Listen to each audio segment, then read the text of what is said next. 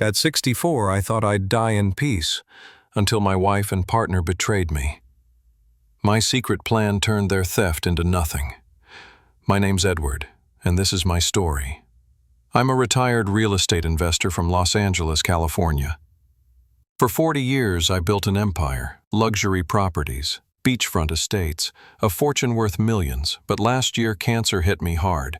By June 2025, I was in a hospital bed, fighting for every breath. My wife Susan and my business partner Carl were by my side, or so I thought. It started with a gut feeling. Susan was distant, always whispering on the phone. Carl stopped visiting as often, claiming he was handling the business. I was too weak to dig deeper, but I asked my lawyer, Daniel, to check my accounts. What he found shattered me. My bank accounts, $3 million in savings, were nearly empty. Transactions showed the money had been wired to an account I didn't recognize, starting weeks ago when I was first admitted. I called Susan that night, my voice trembling. "What's going on with our accounts?" She hesitated, then lied. "It's a bank error, honey. I'll fix it." But I knew better. Daniel traced the transfers, straight to a joint account in Susan and Carl's names. My own wife and partner, the two people I trusted most, were stealing my fortune while I lay dying. The pain of cancer was nothing compared to this betrayal. But then I remembered my secret plan, a move I'd made 15 years ago. After a friend lost everything to a greedy spouse, I'd quietly moved most of my wealth to an offshore account in the Cayman Islands. The accounts Susan and Carl raided, they were decoys, holding just enough to keep them fooled. My real fortune, $10 million, was untouchable. I closed my eyes, a faint smile forming. They thought they'd won, but I was ready to strike back. I couldn't confront Susan and Carl without more proof. I needed to be sure. Still in my hospital bed, I called Daniel again. "Dig deeper," I whispered, my voice weak but firm. "I want to know everything they've been doing." Daniel hired a private investigator, Maria, to follow their trail. Maria worked fast. Within days, she sent me a report that made my blood boil. Susan and Carl had been planning this for months. They'd rented a condo in Miami with my money, bought luxury cars, and even booked a Caribbean cruise for after my inevitable passing. They thought I'd be gone soon, leaving them free to live off my stolen fortune. Photos showed them laughing together at a beachfront restaurant, toasting with champagne. My champagne. But that wasn't all. Maria uncovered emails between them. Carl wrote, "Once Edward's gone, we'll sell the company and split the rest." Susan replied, "He doesn't suspect a thing. Let's keep draining the accounts." They'd already siphoned $3 million, thinking it was everything I had. They didn't know about the Cayman Islands account, my real fortune, $10 million, safe and hidden.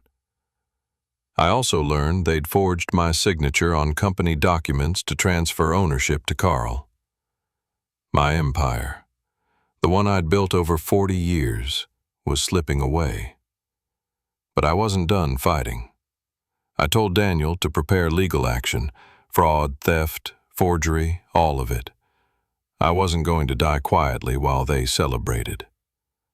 As I lay there, machines beeping around me, I felt a surge of strength. They thought I was finished, but my plan was just beginning. I knew I had to act fast. My health was fading, but my resolve wasn't. I called my daughter Emily, the only person I trusted. She flew to Los Angeles the next day, tears in her eyes as she saw me in the hospital bed. "Dad, what's going on?" she asked. I showed her Maria's report, the emails, the photos, the bank statements. Emily's face hardened. "I'll help you, Dad, whatever it takes." We devised a plan.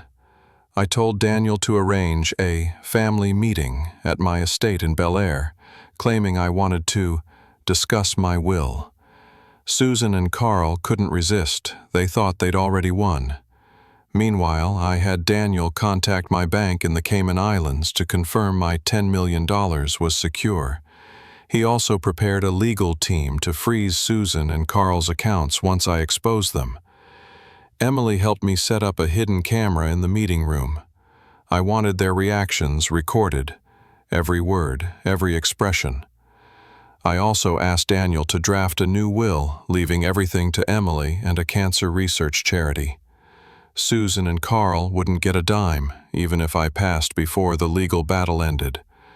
The day of the meeting, I was wheeled into my estate, an oxygen tank by my side. Susan and Carl sat across from me, fake concern on their faces. "We're here for you, Edward," Susan said, her voice dripping with hypocrisy. Carl nodded, avoiding my gaze. I smiled weakly, playing the part of a dying man, until I was ready to drop the bomb. What happened next? You're about to find out. The meeting room was tense as I faced Susan and Carl, my oxygen tank hissing softly. Emily sat beside me, her hand on mine, giving me strength. I looked at them, my voice raspy but steady. "I know what you've done," I said. Their faces froze. Susan stammered, "What are you talking about, Edward?" Carl shifted uncomfortably, his eyes darting to the door. I nodded to Emily, who pressed play on the projector. The screen lit up with Mariah's evidence. Bank statements showing the $3 million they'd stolen, emails planning their getaway, photos of them celebrating. Susan's face turned white. Carl stood, shouting, "This is a setup." But I raised a hand, silencing him. "Sit down," I growled. "You thought I was dying, so you stole my fortune," I said, "but you didn't know about my real plan." I explained the offshore account, $10 million in the Cayman Islands, untouchable. The accounts they raided were decoys, a trap I'd set 15 years ago. Their smug expressions vanished. Emily added, "And we've recorded this meeting. Everything you say is evidence." Daniel walked in with 2 police officers. "Susan Carter and Carl Bennett, you're under arrest for fraud and theft," one officer said. Susan screamed, "You can't do this," as they cuffed her. Carl tried to run, but the second officer grabbed him. I watched, feeling a weight lift off my chest. But was that the end? Not quite. Susan and Carl were taken away in handcuffs, their betrayal exposed to everyone. Emily called our extended family, sharing the evidence. Word spread fast. Susan's friends shunned her, and Carl's business contacts dropped him like a hot potato. The company they tried to steal was returned to my control with Emily as my proxy. I stayed in the hospital, my condition worsening, but my spirit lifted. Daniel updated me. Susan and Carl's accounts were frozen, and the $3 million they stole was being traced. They faced years in prison for fraud, theft, and forgery. I also learned Susan had been planning to leave Carl after they sold my company. She'd betrayed him too. Poetic justice.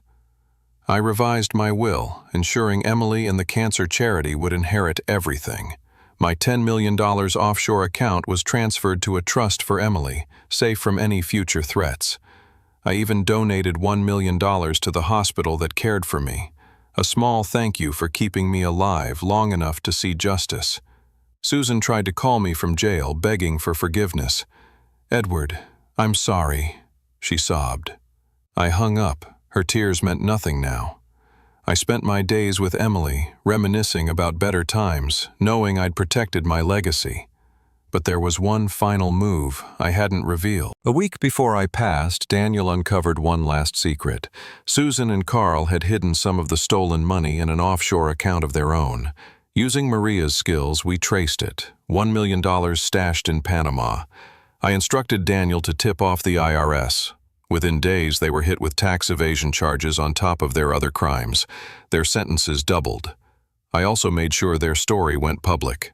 Emily shared the recorded meeting on social media, blurring their faces but leaving their voices clear. The video went viral, with millions condemning their greed. Deathbed betrayal trended on X, a warning to others. On my last day, I lay in my hospital bed, Emily by my side. I felt at peace. My fortune was safe, my daughter protected, and my betrayers crushed. I'd turned their theft into nothing, just as I'd planned. Susan and Carl thought they'd outsmarted a dying man, but I'd outsmarted them from my deathbed. I closed my eyes, smiling. My hidden plan hadn't just saved me, it destroyed them. What would you have done in my place?